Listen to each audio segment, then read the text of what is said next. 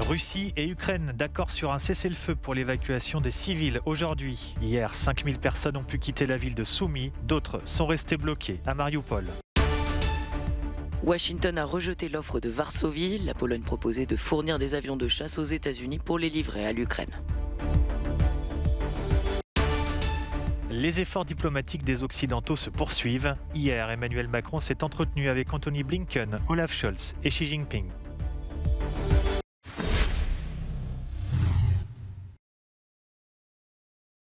La Russie et l'Ukraine sont tombés d'accord ce matin pour respecter de nouveaux cessez-le-feu afin d'évacuer les civils. Selon la vice-première ministre ukrainienne Irina Vereshchuk, des couloirs humanitaires ont été définis pour évacuer les civils depuis Energodar, Izium et Soumy, où déjà près de 5000 personnes, dont environ 1700 étudiants étrangers, ont pu profiter d'une évacuation. Hier, les bus envoyés pour évacuer les civils de Mariupol étaient quant à eux revenus vides. Les troupes russes auraient en effet tiré sur le convoi ukrainien qui transportait de l'aide humanitaire avant de venir récupérer les civils. Mariupol, port stratégique de la mer d'Azov, dont le contrôle permettrait la jonction entre les forces russes de Crimée et des territoires séparatistes du Donbass, est assiégé et fait l'objet d'intenses bombardements. La ville est privée d'eau, de chauffage, de systèmes sanitaires et de services téléphoniques depuis plusieurs jours. La situation pour ses habitants y est décrite comme catastrophique. Pourquoi je ne pleurerai pas? Je veux ma maison, je veux mon travail. Je suis si triste pour les gens et pour la ville, pour les enfants. Russes et Ukrainiens s'accusent toujours mutuellement de ne pas respecter les cessez-le-feu et de diffuser des informations erronées sur les couloirs humanitaires. Le chef du centre de gestion de la défense nationale russe, Mikhail Midzintsev, a proposé la mise en place d'une hotline pour coordonner les évacuations.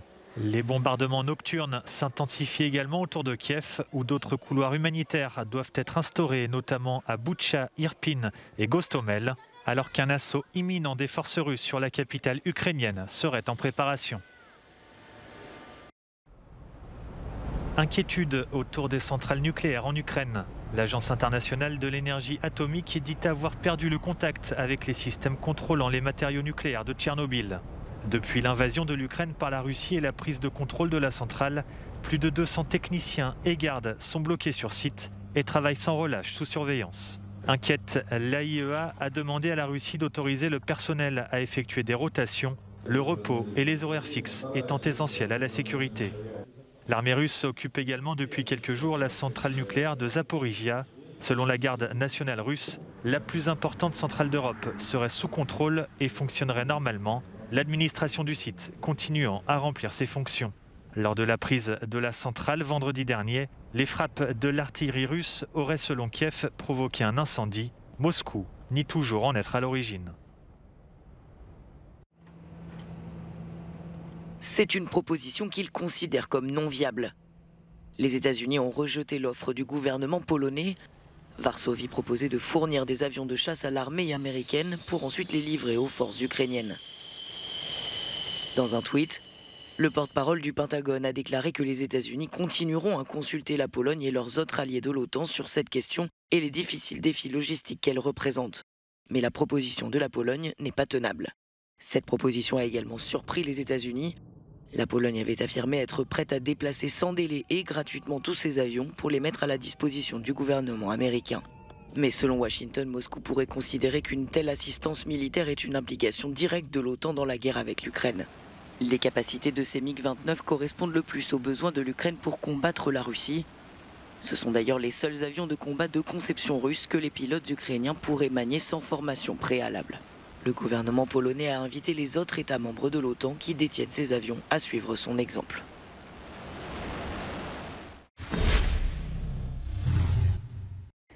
Eh bien, malgré les apparences, j'ai passé une journée très instructive aujourd'hui dans la ville de Yavoriv, à environ 70 km de Lviv et tout près de la frontière polonaise. Et en fait, tout près d'ici, c'est là que se trouve le centre de recrutement de l'armée ukrainienne dans la région, et c'est notamment là où viennent se présenter les volontaires étrangers qui veulent s'enrôler dans la dite Légion internationale qui a été créée par le président ukrainien Zelensky. Et actuellement, on estime le nombre de recrues ou de recrues potentielles à environ 20 000 personnes venues du monde entier. Ce n'est pas un chiffre officiel, mais l'appel a été largement entendu. Et aujourd'hui, j'ai suivi un ancien militaire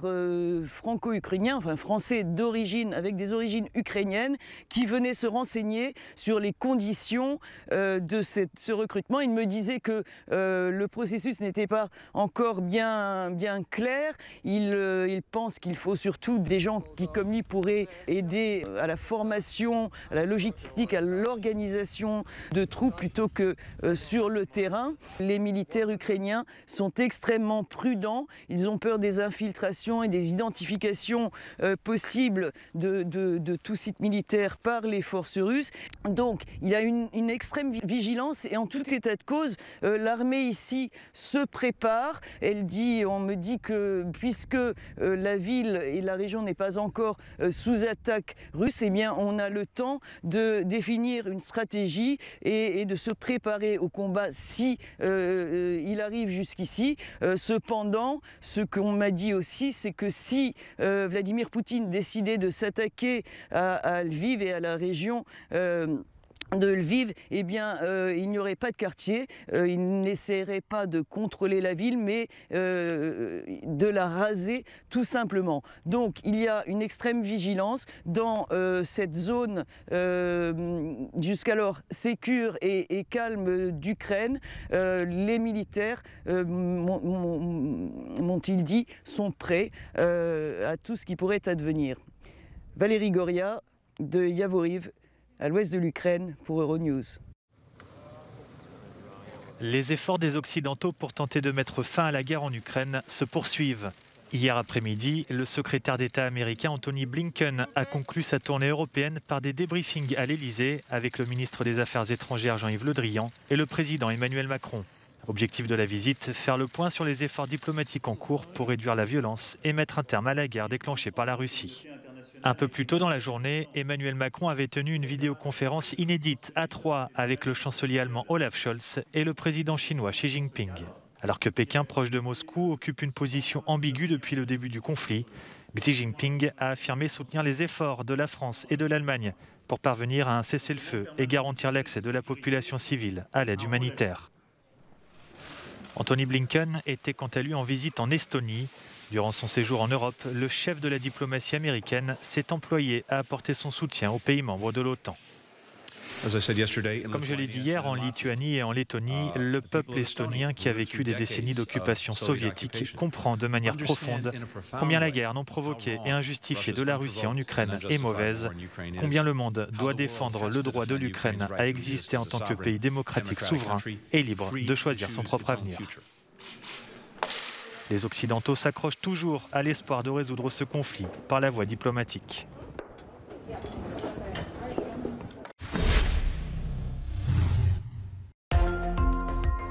Premier verdict dans l'affaire du Capitole. Un jury a reconnu le militant d'extrême droite Guy Refit coupable d'avoir pris d'assaut l'institution avec une arme de poing. Il s'agit d'une victoire importante pour les procureurs fédéraux dans le premier procès parmi les centaines d'affaires découlant de l'émeute de l'année dernière. Le verdict unanime a été rendu après moins de 4 heures de délibération. Lors de sa condamnation prévue en juin, il encourt jusqu'à 20 ans de prison. Elles étaient des dizaines de milliers de femmes à parcourir les avenues de Mexico ce mardi. Comme partout dans le monde à l'occasion de la Journée internationale des droits des femmes, elles réclamaient plus de justice pour la hausse des féminicides et des violences conjugales. Le Mexique a enregistré 1006 féminicides l'année dernière contre 978 en 2020.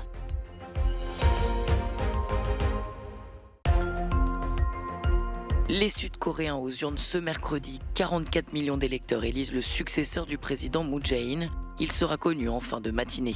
L'élection s'annonce serrée, la campagne a été marquée par les scandales et les attaques, sans jamais que les favoris abordent les sujets de fond. Une campagne également marquée par une vague de contamination de Covid-19.